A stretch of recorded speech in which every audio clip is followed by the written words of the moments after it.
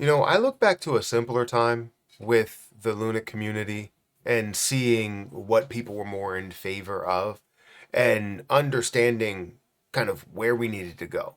Many people are kind of putting this into separate categories where it is something that can have heavy utility, it's something that has no utility but is all meme coin now, or something that lacks both. But no one really puts it into that category of being both areas. It could be something that is or has the popularity of a meme coin but also has that massive utility, because we're looking at it more in a meme coin lens than anything, because the most of what we're looking at is just trying to gain as much money as possible from this position, which any investor wants to gain as much from their investment as possible. However, I look at it as, if we truly do look at this as something that can get back to what it once was with developing new utility in the process, that will be the best bet for then seeing that ultra hype and ultra success, because you have a vision forward. And I think that's where even CZ's head is and where Binance's head is, to why they decide to continue to help with these burns, because that's where we could eventually go. And if we do go there, it can be worth so much more than what we think it will be worth. But I look back to when it was like December 2023, and I decided to put out a tweet at that time. I was talking about the CEXs and how them burning a certain amount. This was again back December 15th, 2023, where I said, are you in favor of CEXs like Binance, KuCoin, and so on and so forth, having a 1% off-chain burn tax? This is over 90% of Terra Classic. Like, we obviously see the volume, and it makes sense. And you had 91% that came out and kind of supported it out of all of the voters. I'm sure that everybody would have seen it. They would have also voted in favor of that as well, because burning essentially does decrease that supply and also creates that hype and creates a vision to understand that if this supply goes down, Terra Luna Classic's use case becomes way more relevant, right? Massive use case becomes way more relevant. And now people see that vision of, like, this is not only just a like get rich fast type of thing. This is something that has staying power. That's what means a lot. So in this video, I want to talk about that and see if we still have any type of support to where exchanges could possibly get on board with that level of movement and the burn tax in a way. So if you guys could hit that like button, hit that subscribe button, hit the notification bell for more of these videos. Also, if you could check out my link down below, if you can check out the video sponsor of this video, FortisX. FortisX is doing quite a lot. They make their holdings or make your holdings work for you, where you can essentially make money off of the crypto that you are holding with their platform. You can earn up to 19.58% variable APY with no lockups, withdraw anytime, and you can trade some of the largest cryptocurrencies or hold some of the largest cryptocurrencies like XRP, Ethereum, USDT, and many others. It's built for what you are, which is a long-term holder, people that have been holding this for years and haven't been gaining anything from it. With this, at least you can gain something from it with liquidity pools as well as managed staking. So definitely check that out. The link will be at the top of the description. Now, Terra Luna Classic currently stands at 0.000086. It is up by about 11% today, and we're seeing all of this volume that's happening. This is the reason why this is coming up, because all of this volume is happening right now. We're seeing $80 million worth of volume on a $474 million volume day, right? Or sorry, market cap.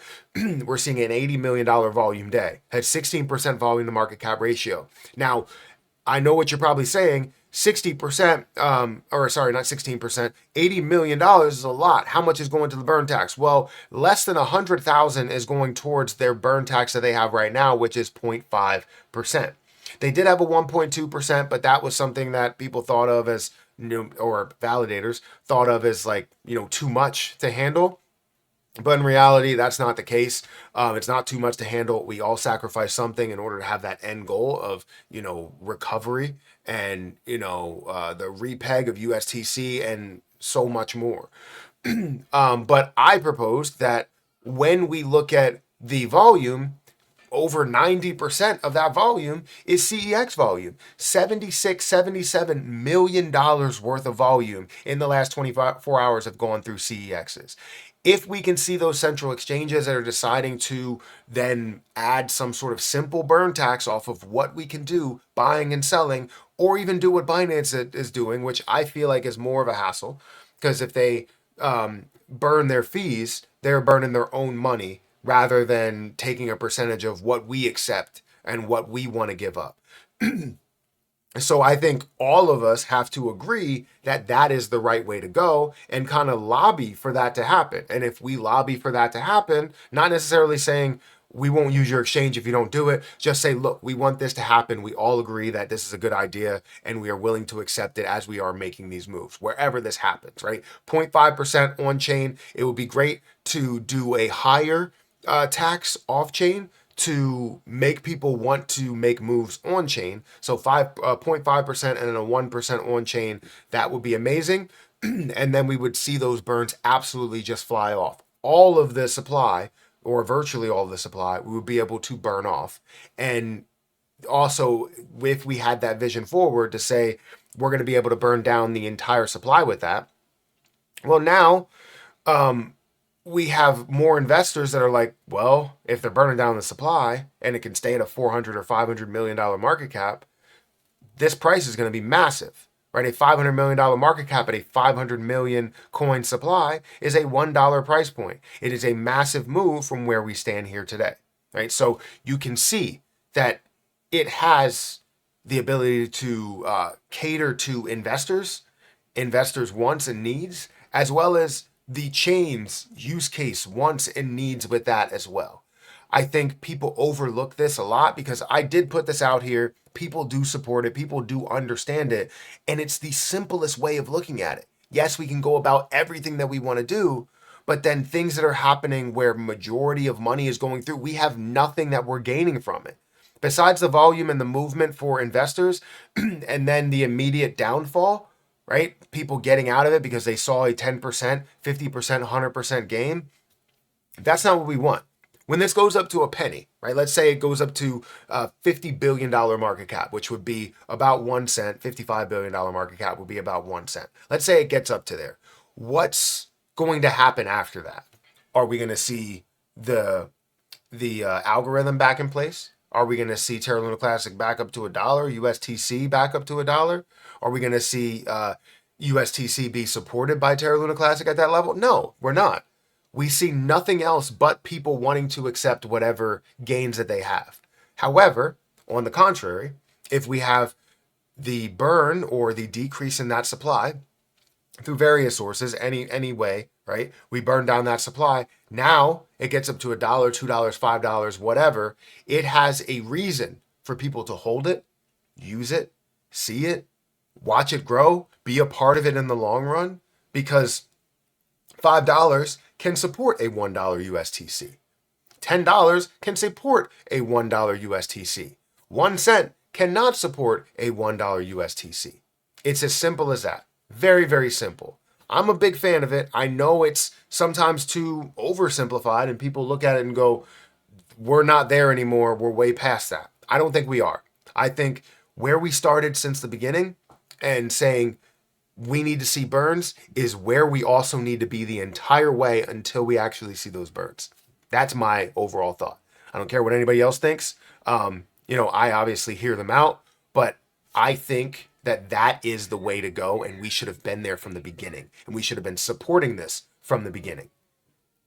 Places like Binance, places like KuCoin, places like Kraken, and OKX and Orange Exchange, and all of those can burn Terra Luna Classic one by one by one. We get them all to support that.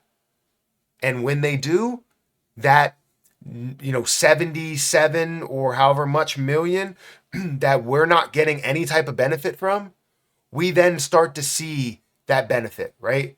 You see this right here, 77 million. We can then see that benefit. We have no benefit from the 77 million that's happening there besides the price gain.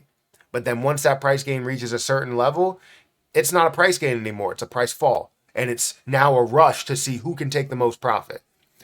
That's not the end all be all for Terra Luna Classic. It's not just a meme coin. It's much more than that.